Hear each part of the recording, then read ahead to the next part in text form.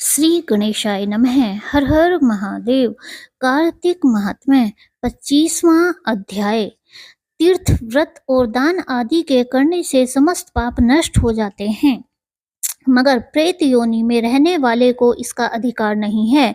परंतु तुम्हारे दुख को देखकर मैं अत्यंत दुखी हूँ और तुम्हारा दुख दूर किए बिना मुझे संतोष नहीं होता। तुम्हारे पाप बड़े भारी हैं, क्योंकि यह तीनों योनियां बहुत बड़े पाप करने वालों को ही प्राप्त होती हैं, और प्रेत योनि तो थोड़े से पुण्य से नष्ट भी नहीं हो सकती। लेकिन मैं तुम्हें इस योनि से अवश्य छुड़ाऊंगा। इसलिए मैंने जो कार्तिक का व्रत किया है उसका आधा पुण्य तुम्हें देता हूँ, क्योंकि यज्ञ, दान, तीर्थ यह सब निश्चय ही कार्तिक के व्रत के पुण्य के समान नहीं है। नारद जी ने कहा, हे राजन, इतना कहकर धर्मदत्त ने उसको ओम नमो भगवते वासुदेवाय यह द्वादशाक्षर मंत्र सुनाया और तुलसी का जल उसके ऊपर छिड़का। बस फिर क्या था, क्षण भर में वह प्रेत योनि से छूटकर प्रज्वलित शिखा के समान दिव्य रूप धारण करके लक्ष्मी के समान सुंदर हो गई। तब वह धर्मदत्त को दंडवत प्रणाम करके प्रसन्नता से गदगद होकर बोली, हे ब्राह्मण, आपके आशीर्वाद से मैं इस घोर नरक से छूट गई हूँ। मुझे पाप सागर में डूबती हुई के लिए आप नौका के समान हैं। नारद जी ने कहा, हे राजन, अभी कलहा इस प्रकार कह रही थी कि वहां पर विष्णुगण एक देदीप्यमान विमान लेकर आए। विमान के द्वार पर अप्सराएं और गण बैठे हुए थे। धर्मदत्त ने उन सबको देखकर दंडवत प्रणाम किया।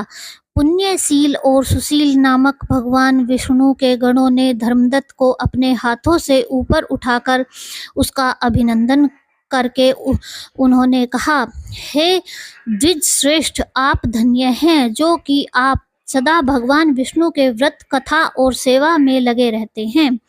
आप सर्वदा दीन दुखियों पर दया करते रहते हैं। आप में जो अपने बाल्यकाल में पवित्र और शुभ कार्तिक व्रत किया था, आपने उसके आधे फल से कलहा के पूर्व जन्म के एकत्रित पाप नष्ट कर दिए हैं। यही नहीं, आपकी कृपा से उसके सैकड़ों जन्म के पाप नष्ट हो गए हैं। आपके जागरण आदि के करने के पुण्य प्रभाव से आकाश मंडल से यह विमान आया है। हे ब्राह्मण, अब हम इसे भांति भांति के भोगों से युक्त बैकुंठ में ले जा रहे हैं। आपके दान पुण्य के प्रभाव से, कार्तिक व्रत या तुलसी पूजा के प्रभाव से यह अब भगवान विष्णु के निकट रहेगी। आप भी इस जन्म के पश्चात अपनी दोनों स्त्रियों सहित बैकुंठ लोक में भगवान विष्णु के समीप रहोगे और मुक्ति प्राप्त करोगे।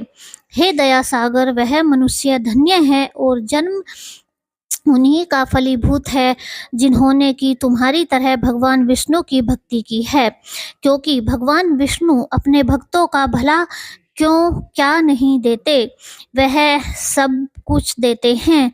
जिन्होंने प्राचीन काल में उत्तानपाद के पुत्र को ध्रुव स्थान में पहुंचाया, जिसके स्मरण मात्र से प्राणियों की सद्गति हो जाती है। प्राचीन काल में भगवान विष्णु केवल अपने नाम के स्मरण से ही ग्रह द्वारा पकड़े हुए हाथी को हस्ती योनि से मुक्त करके जय नाम देकर अपना पार्षद बना लिया। तुमने उसी विष्णु की सेवा की है। इसी से तुम अपनी दोनों स्त्रियों सहित 1000 वर्ष तक विष्णु भगवान के समीप निवास करोगे। जब तुम्हारा पुण्य क्षीण हो जाएगा, तब तुम पृथ्वी पर सूर्य वंश में अपनी दोनों स्त्रियों के साथ दशरथ के नाम से प्रसिद्ध राजा होगे, तथा यह कलहा तुम्हारे आधे पुण्य का भागीदार होने के नाते तुम्हारी तीसरी भार्या होगी। भगवान विष्णु तुम्हारे पुत्र के रूप में तुम्हारे निकट रहेंगे और देवताओं का कार्य करेंगे। भगवान विष्णु को प्रसन्न करने वाले तुम्हारे कार्तिक व्रत से अधिक महत्वपूर्ण यहाँ दान, तीर्थ आदि और कोई भी नहीं है। हे दया सागर, तुम धन्य हो क्योंकि तुमने जगत गुरु भगवान विष्णु को प्रसन्न करने के लिए कार्तिक का व्रत किया है, जिसके आधे पुण्य के फल की भागीदारी इस कलहा को इस समय हम अपने साथ विष्णु लोक ले जा रहे हैं। जय हो श्री विष्णु जी की।